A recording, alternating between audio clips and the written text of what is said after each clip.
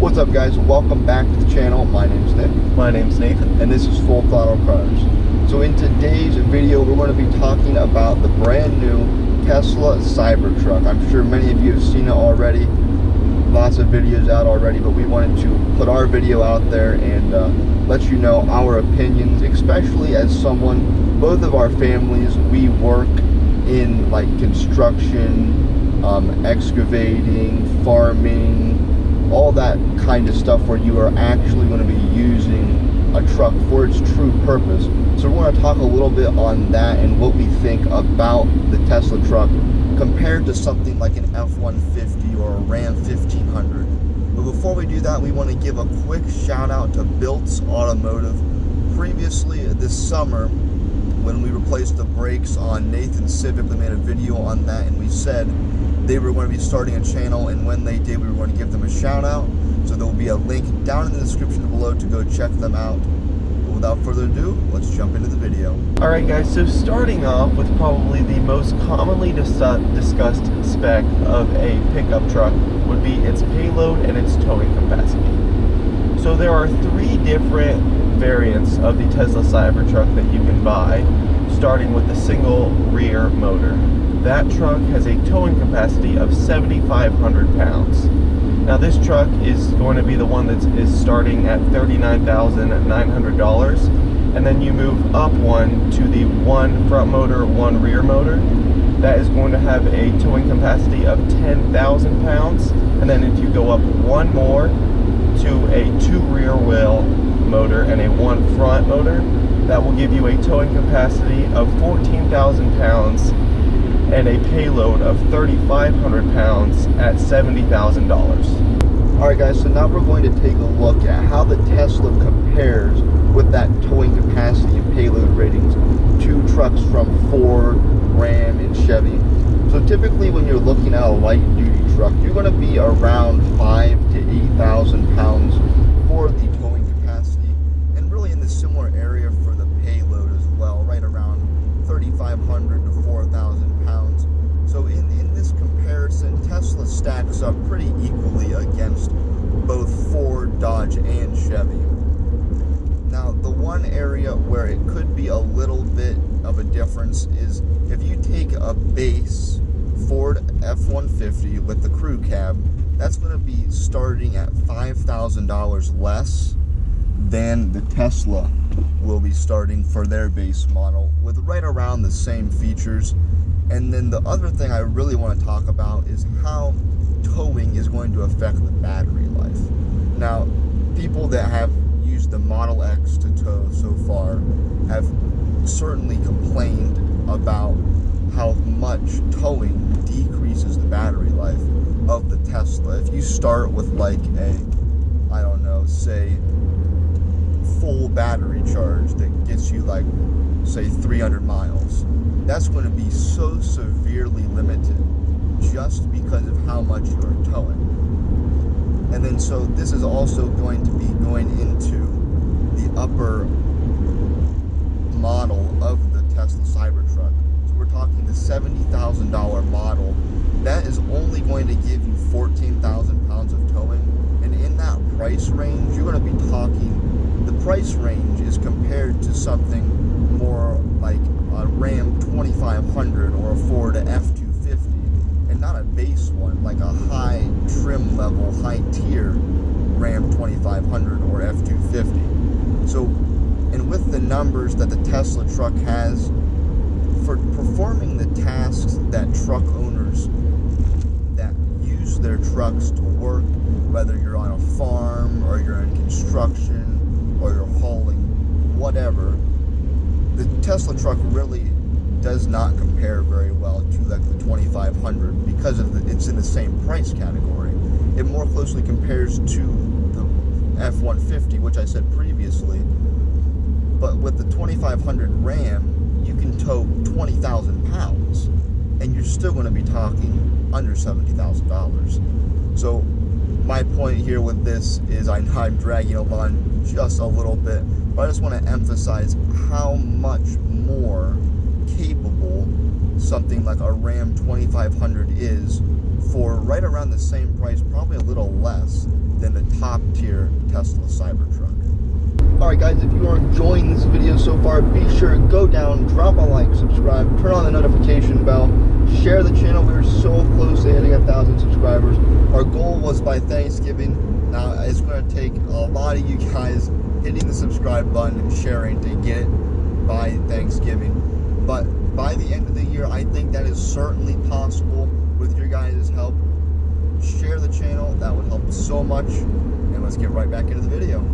Alright guys, so now moving on from the towing aspect of the vehicle, we're going to be moving into a more sporty spec of the vehicle, and that is going to be its 0 to 60 time. Now, the first model, the cheapest $39,000 Tesla CyberTruck with the one rear motor, will go 0 to 60 in 6.5 seconds.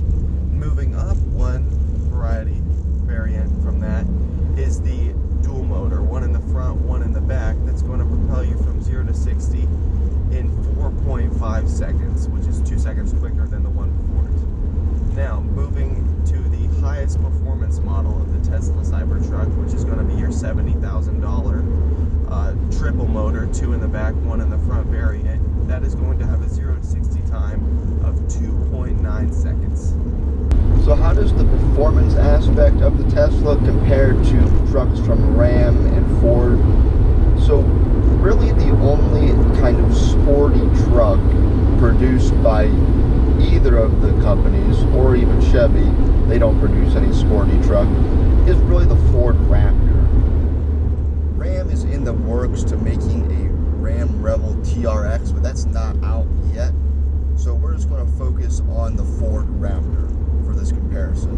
So the Raptor can do 0 to 60 in right around 5 seconds, which puts it right around in line with the mid-level Tesla. And for the pricing comparison, that's about the same price range as well, with right around a $55,000 base MSRP for a Raptor. So with that, the Raptor is probably going to be much more capable off-road than the Tesla. You don't know that for sure until you're going to get the Tesla and actually use it off-road and see what it can do. The Tesla does have some pretty cool features like active air suspension. You can raise it. I'm not exactly sure on the specs, but I'm pretty sure you can raise it to much higher than an F-150 Raptor would be, unless you go aftermarket and get some aftermarket suspension components. But with that, the Raptor again is going to be more of a capable vehicle. And when you're talking for people that are going to use a truck to do truck things like haul, tow, and as a work truck, rather than more of like a fun, sporty truck, the Ford Raptor is going to be more of the way to go. But if you are more looking into a truck that you can use if you need to use it to haul a couple things now and then, but you're not going to be using it specifically like as a work truck, the Tesla is a really cool way to go. The top of the line 0 to 60 time, as Nathan said, was 2.9 seconds, and that's faster than a Porsche 911, a brand new Porsche 911. So that is extremely quick. So if you are not looking for a work truck and you just want something that's going to be fun and practical if you need it, the Tesla would be the way to go.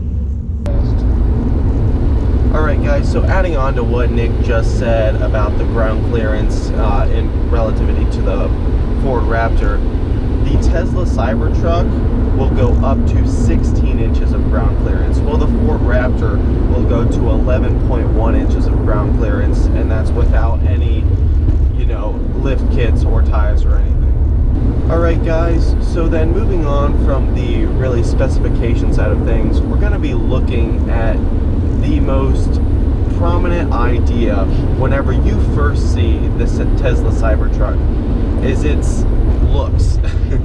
It looks at first extremely bizarre, mainly because it has just straight lines all over the entire vehicle. I mean, there is not one curve on that vehicle besides maybe the tires. So I'm going to give you guys a little 45-degree angle that goes all the way up, and then it hits a point at the top of the truck, and then going down and then out into the bed is a 28-degree decline. Now, personally, I don't think it looks stupid or anything, but I do think it does look a bit weird, and it's not something that I would really want to drive around, just because it does look odd, and I'm not sure if I really like it that much. So we're going to finish this video off with my opinions on the design. Nathan just gave his, and mine are going to line up fairly similar to his, but the idea of the design of the Cybertruck is probably the most controversial part of the truck. So it looks like something you would think, in my opinion, it looks like something like a concept car from the 80s. It looks very futuristic in its styling, and the all-exposed metal that are the panels is not painted all exposed. It just looks like a spaceship, and that's a very controversial design, and it's not my favorite. Some people like it, some people don't. It's probably the most controversial thing about this truck. It reminds me of something you would see in like Halo. If you've ever played Halo, it's a futuristic shooter game. Several variants of the game, but they have a vehicle that's called like the Warthog, and it would be like the closest thing you could think of to a Warthog in real life is what this Cybertruck reminds me of. So with that, we're going to close the video here. We're going to give a quick little summary and wrap up here really quick. So we'll just jump right into that. So to summarize our opinions on the Cybertruck, we think it's a really cool idea, and it's more of a truck for a city person, someone that's not going to be fully using a truck to its capabilities, whether you're towing, hauling, working in construction, any of those kind of things that you're going to be using a truck for its purpose. You're really not going to want to pick the Cybertruck over something like an F-150 or a Ram 1500 or 2500, just because of the limited capabilities that the truck has. Now, the numbers are not that bad. They're pretty on par for a normal light-duty truck, but my big concern is that when you're towing, how much is that going to affect the battery life? And that's what I think one of the biggest issues comes down to.